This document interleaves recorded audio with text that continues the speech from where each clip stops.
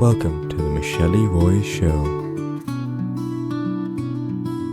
Hello and welcome to another Michele Roys Show. I'm delighted to have a special guest today, Anthony Hartcher, all the way from Sydney, Australia. So Anthony is a clinical nutrition, lifestyle medicine specialist, mindset coach, and founder of Me and My Wellness in Sydney, Australia. He holds a degree in health science, nutrition, complementary medicine, and even chemical engineering. Anthony is also the host of Me and My Health Up podcast and Joyful Mate. So we're going to be exploring about mind, body, and emotions, and that quick fixes don't work and what we should do instead. You're very, very welcome to the show, Anthony. Thank you so much for having me on the show. I really appreciate the invitation, and I really look forward to sharing this time with you and empowering, enhancing the knowledge of the listeners on this subject matter. So thank you. Thank you. I think you have such an amazing life story, and I would love for the listeners to hear, how did you get into the whole medicine and this whole field of health? If you can take us back from your younger years. Yeah, it was quite a journey, and it's taken me some time to join the dots. I often wondered as an adult why I was so obsessive with health, and like I was just thinking, why aren't others like obsessing over health like I am?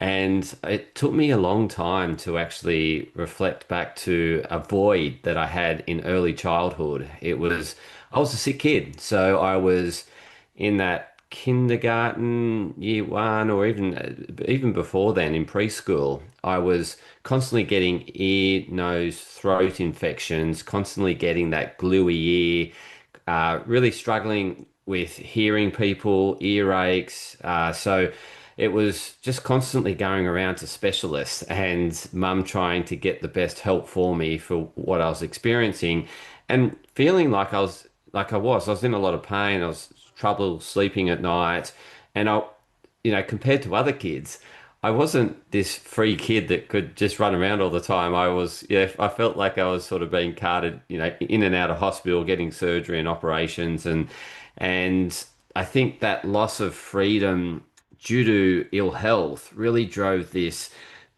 desire in me to really become healthy and to do everything possible to stay on top of my health. So from an early age, I started like primary school. I was reading books about health and nutrition and fitness, and I was trying things like I was dieting, not in terms of restriction and trying to, slim down or anything like that. It was more for optimization. So I've always been looking at diet around the optimization point of view. So it hasn't been from that body image point of view. I was never really concerned about that. It was more, how can I eat better to serve my health? And I constantly was reading magazines and books, and just it's been a constant obsession ever since like 4 or 5 years old. And I'm here today. Now, I guess I don't like saying I'm a preacher, but I'm probably more like a teacher, more like a mentor, a guide, just supporting other people's wellness journeys.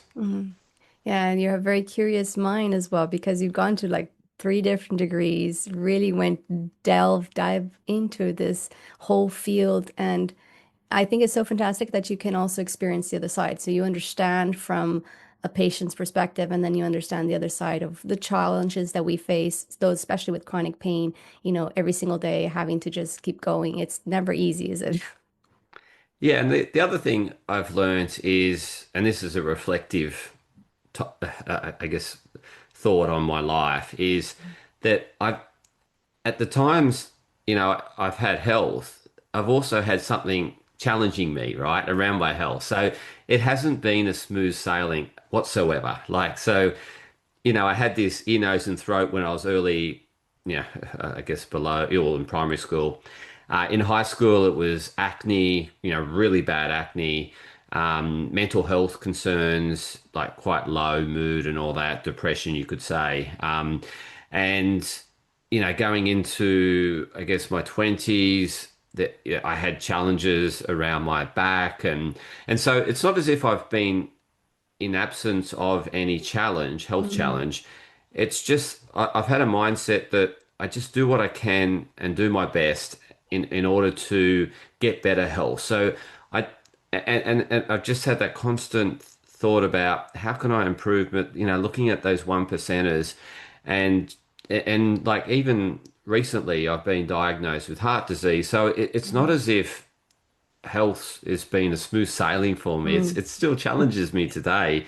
It's Yeah. just different challenges. And I think one of the things I've learned is that anything in life is in a constant state of transformation. And so that's my health journey is it's just like the problems just changed and morphed into something different. But I've always had a health challenge, Yeah. and I think the listeners can relate to this is if they reflect back on their life that there's always periods where you're challenged by your health, even though you might be doing what you think is I'm doing everything right. Yeah, yeah, I'm still struggling either with my weight or my mood, or it could be anything.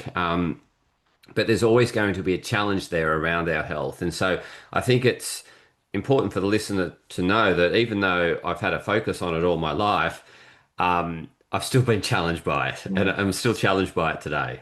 You're still in the trenches with us.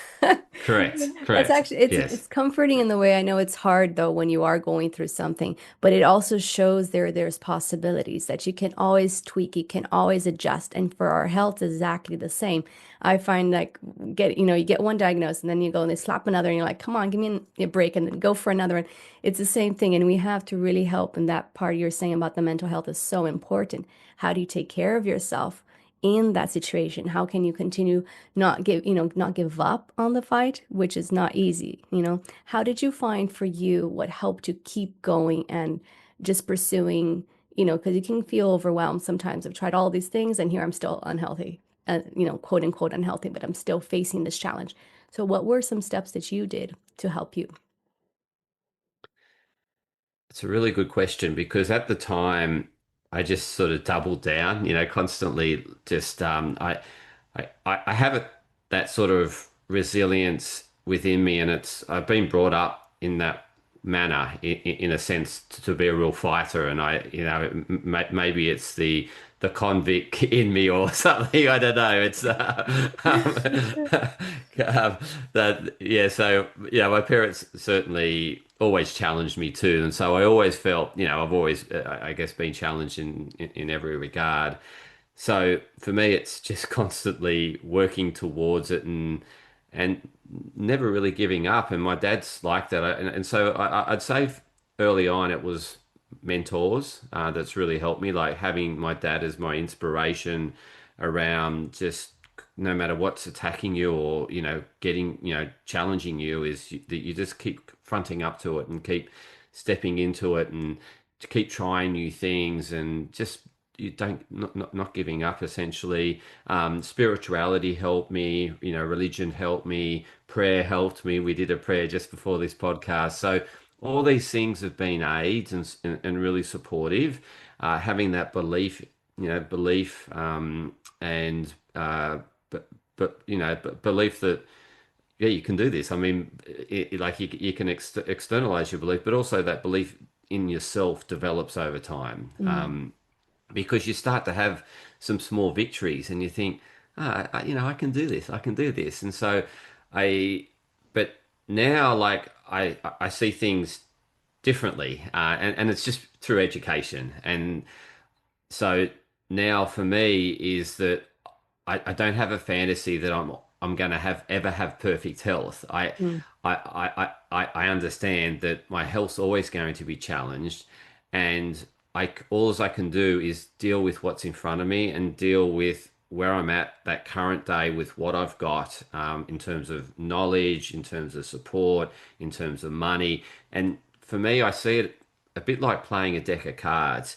Is every day you dealt with a different deck of, set or deck of Yep. cards, and it's just doing your best with that deck you got in front of you. And so that's how I approach every day, and I still approach every day like that. And I guess I've let go of that fantasy that I'll be one day completely free of everything and perfect health, and that's just a fantasy. Like, so I know that now, and I know that I'm always going to have health challenges, and they're just going to transform. So if I get on top of my heart disease, I'll just get another challenge, whatever it might be.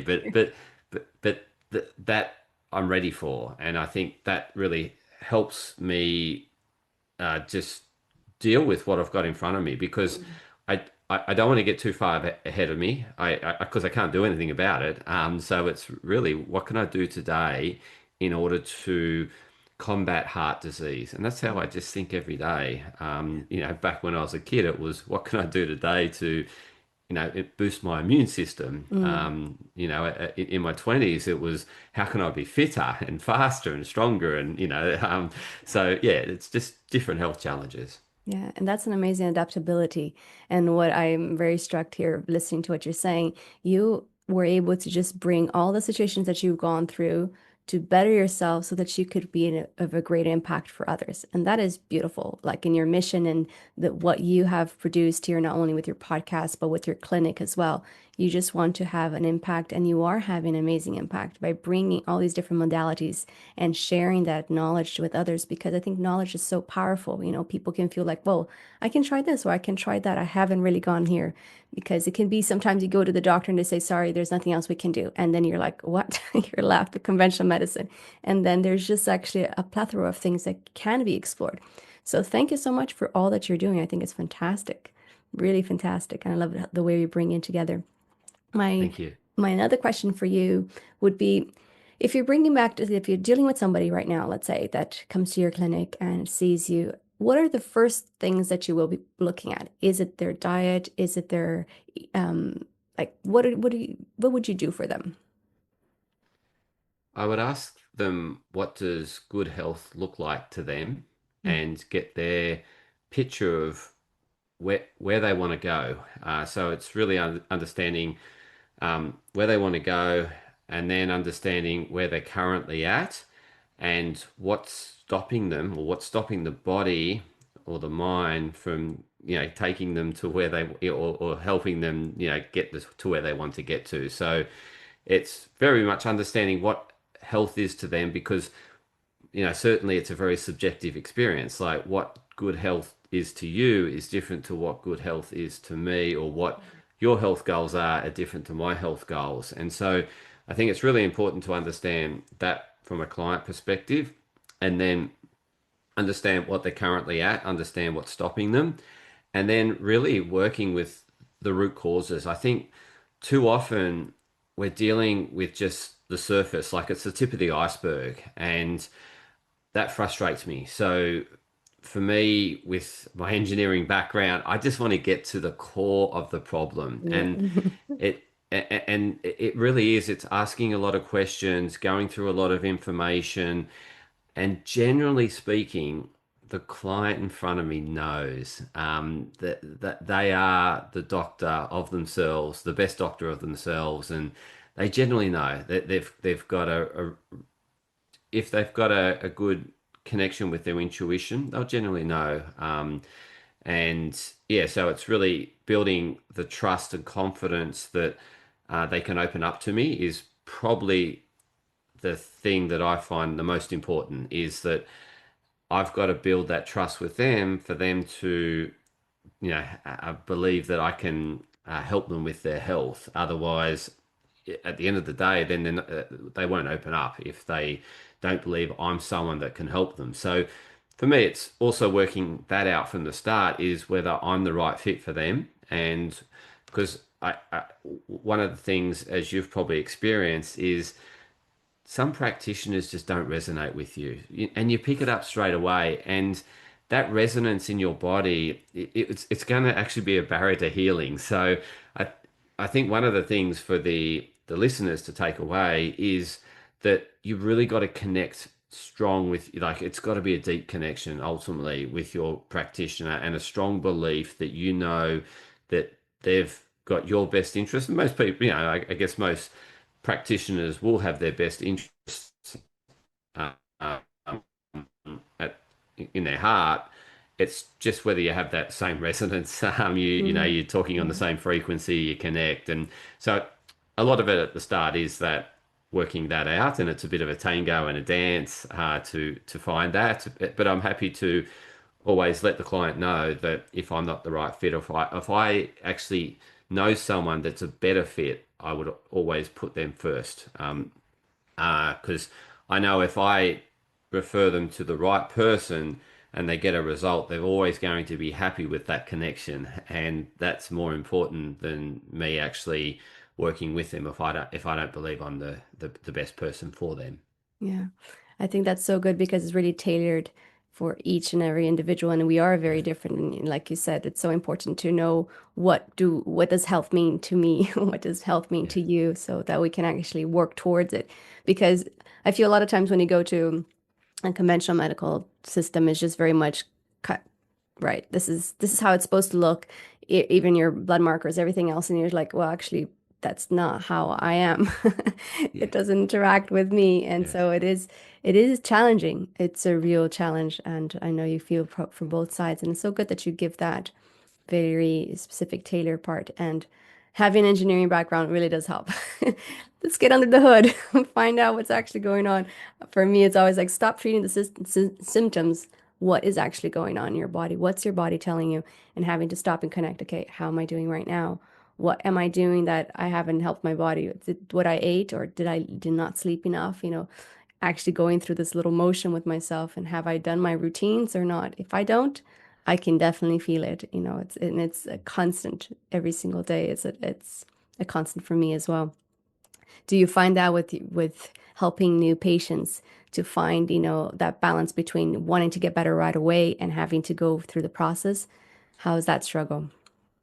Oh, that's huge. That's because we're very much a instant gratification society. So the medical system's all about what's that pill, and the belief is that that pill will fix me. And I think generally we're raised with that mentality is, it's just I just need the right pill. I got to find that pill, Yeah.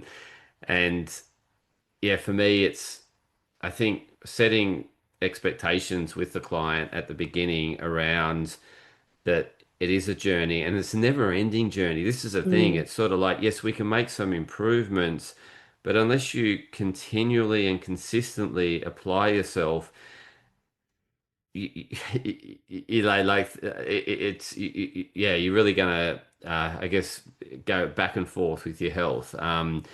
And you've probably realized with your health journey is it's just a constant, never-ending journey. It's not something that you can, apply a good sleep regime for 3 months and then just drop it all together and then expect that your health's going to be amazing, your mm. mood's going to be amazing, you're going to eat the right things, and Exactly.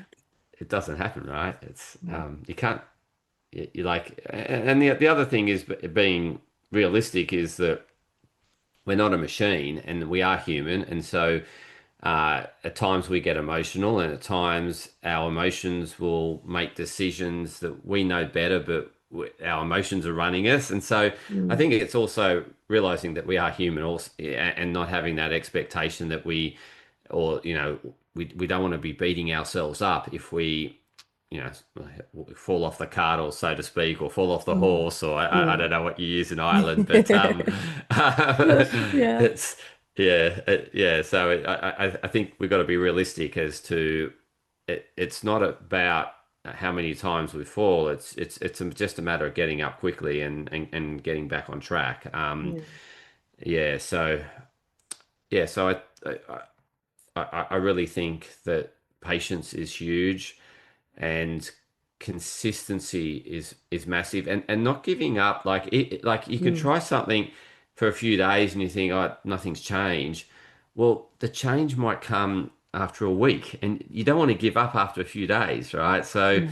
it's it's really staying persistent with something, and being consistent with it, and then obviously, if a year goes by or 2 years and you're really thinking, I mean, you should be able you'll get a general idea of whether it's moving you in the right direction. Mm, But again, like some things that, I've looked at that metabolic flexibility, and, I've recently, the last few years played with that. And when I was switching into more fat burning, I found I was getting headaches, and I never get headaches. So headaches Mm. are really rare with me, and I'm thinking, am I actually doing worse for my health, right? Because I'm now getting a symptom that I never get. But after a while, the headaches went away, and I can go easily into fat burning without headaches now. And so again, and that was just putting up with her for it was a good, probably two months. Yeah, so I do think that we don't give things a long enough duration Mm. in order to recognize change, and sometimes we're not we haven't set ourselves up to what to look for in recognizing improvement. So yeah, that's the other thing. Is you got to have ways to measure whether it's having a positive or not so helpful, impact on you. And that's such a good point. I was listening to one of your podcasts there with about the hyperbaric chamber, and I know that's been, and it's very good, very, very interesting one. And it's actually pushed me to actually try that. I've been for the longest time, okay, I don't really like closed spaces. I was just like, this is going to be a hard thing. But I was like, I've tried so many different things. Let's give this a try. I've done 3 sessions already, and I'm in the same boat as in, okay, I don't really feel that much of a difference yet. But then the interesting thing that I was just noticing is like, actually, I am having less soreness when I did a bit of exercise the other day than I did before. So that is an improvement. So it's small, but it's actually an improvement because if like I would prefer that I just did one session and I'm woo full of energy. Great again, and it's not like that. And that's the thing about it takes time and actually allowing our bodies to go through that process. I like everything now, now, now, now. And it isn't like that. It's like, okay, so how long it's going to take? It's nice if if you break a bone, it's not that's nice, but it takes 6 to 8 weeks, your bone is going to heal. But when you are in chronic pain or you have some different diseases, it's that much longer, then there is no time frame.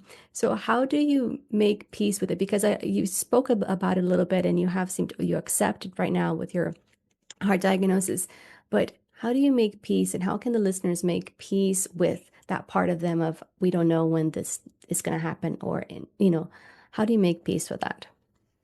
That's yeah, amazing question.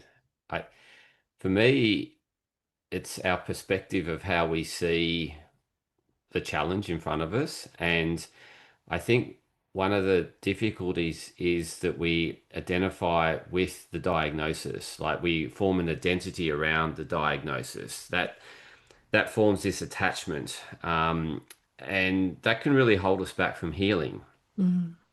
So and again, this is where the emotions come into it too. This is where, so some people subconsciously hold themselves back from healing because of the benefits they're getting from having the diagnosis, whether it be monetary support, connection. Mm. It could be a number of things that are really driving them to think, well, I actually don't, subconsciously, they don't want to get better, right? Because it's actually bringing a bit of a attraction to them. Like, so for me, in terms of making peace, it is understanding that it serves equally as much as it doesn't serve you equally, right? So there's in terms of pros and cons, there's equal number of pros and there's an equal number of cons. What happens is that we will split our conscious awareness and just see all the cons, for example, like all the things I can't do, all the things I used to be able to do, but now I can't do. And we've got a subconscious bias towards the cons. Mm. And that drives, frustration, of course, because I used to be able to do this and now I can't do it. What we need to do is balance that perception of how we're seeing the challenge or the disorder or the disease or the diagnosis Mm. and if we're just seeing the negative and we're stacking up the negative, what we need to do is looking at how it's serving us and what we value most. And if we keep asking ourselves that question as to how is this serving me in terms of what I value most and in all areas of life, if I keep looking for those answers, I'll find them eventually. It might take some time, but through that deep soul searching, you'll start to stack up Mm. the the pros, right? And eventually it will become neutral in terms of the feeling towards the disease. It should be non-emotional eventually. That's when you've balanced it. When you've balanced your perception, you actually see the wholeness, and we don't have any emotion or attachment to it. It's gone. It's just it is what it is, Mm. and ultimately the telltale sign is that you've balanced your perception of it is that you're grateful for it. That is a telltale sign that you've completely balanced your perception of what you're experiencing and you're in harmony and in an actual fact in love. You're truly connected to what it is and you're not judging it. Mm. That judgment means we're looking at it, that I mentioned that subjective bias, looking at one side, that's judgment. But if we get rid of the judgment, detach from the judgment, see it as it is, then we can be at one with it, like totally like it's part of me, right? Mm. But it doesn't define me. And I can see it both serves me and it disserves me equally. So it's completely balanced, and that's the unification. So this is something that we're striving for in life is to feel at one with Mm. ourselves, everyone, and everything. That's the ultimate strive in life is that ultimate unity, the oneness, the feeling of oneness. And we can do that, but we need to have an open mindset, and we need to let go of judgment, and we need to start searching for how, if we think it's bad, Mm. how is it serving us? How Yeah. is it? Yeah. So again, it's very much that mind work. Yeah. But once, if we do that mind work, we can really govern our emotions. Once we have governance of our emotions, our body knows how to heal. It struggles to heal when it has these polarized emotions.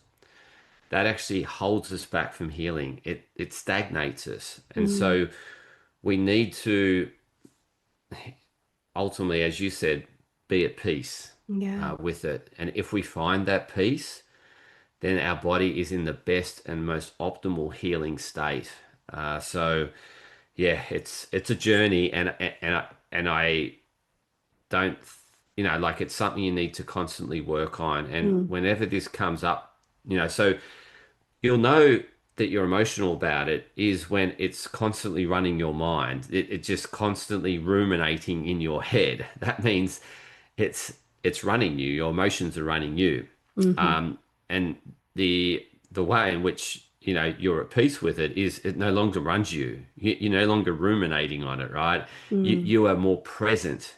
You're way more present with everything you do, and you're like if some sensory input that typically triggered you in the past is no longer triggering you, that's a good sign that you're at peace with it. If Mm. some sensory input triggers you, and it could be a particular tone of voice, it could be some music, it could be a smell, it could be a color, it could be anything, whatever our senses pick up that's associated with that, I guess, initial experience. Hmm. And it could be like the diagnosis, hearing the doctor's voice Mm. and the sensory input, like it could have been, chlorine smell from, chlorinate. Like, so when you smell chlorine, you associate it with being in the doctor's room and him Mm. breaking the news. And so when you go back to smelling chlorine, for example, if it no longer triggers anything in your body, you're completely at peace with it. If it's still triggering you and you feel uneasy Mm, and it's unsettling, then you haven't found peace with it. yeah, So it's work. It's constant work, and it's work worth doing. So absolutely. yeah, That's so true. yeah. I mean, that was such a beautiful answer, and it's true. We have to be able to get to that place, and we can get to that place, but we do have to do the hard work, which is working on our mindset so that we can have that holistic approach for ourselves, mind, body, and spirit all together, all connected, and you can feel at ease and work on that subconscious mind. Like you said, if we don't do that part, if we don't rewire those brain activities, we are not going to get the benefits that we want to get, right? We kind of get stuck in the place. So this is so good.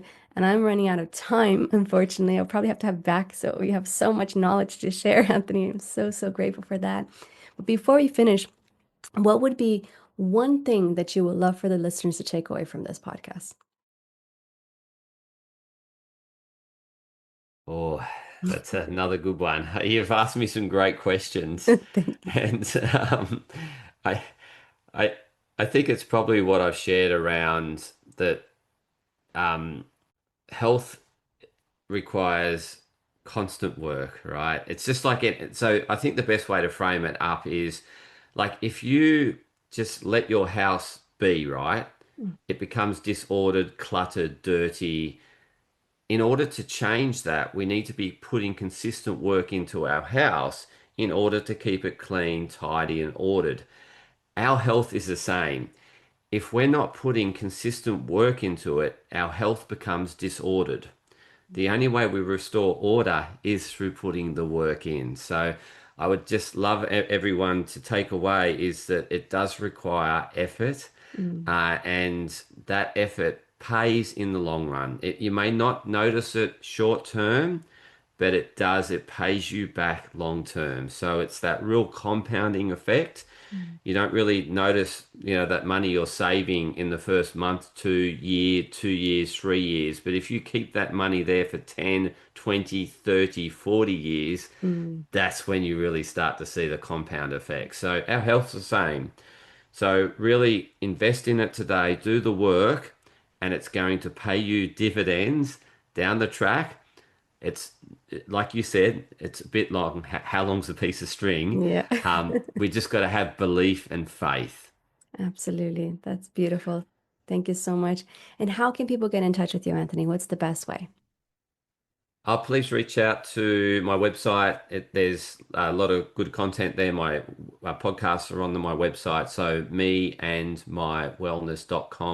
meandmywellness.com.au, and you'll be able to contact me from the website, or you'll find me on LinkedIn. If you actually just Google Anthony Hartcher, Hartcher, you'll find plenty of information that comes up and plenty of ways to connect with me. That's perfect. Thank you so much. I'll be putting all of that on the show notes again. And thank you so much, listener, for being here. Please do share this with other people so that they can also have a wonderful life ahead of them and thrive and not be overwhelmed with the diagnosis they might be going right now. Anthony, once again, may God bless and keep you. And thank you for having this time with us. I appreciate you. Bye for now. Thank you, Michelle. Really appreciate it. Thank you. This was the Michele Roys Show.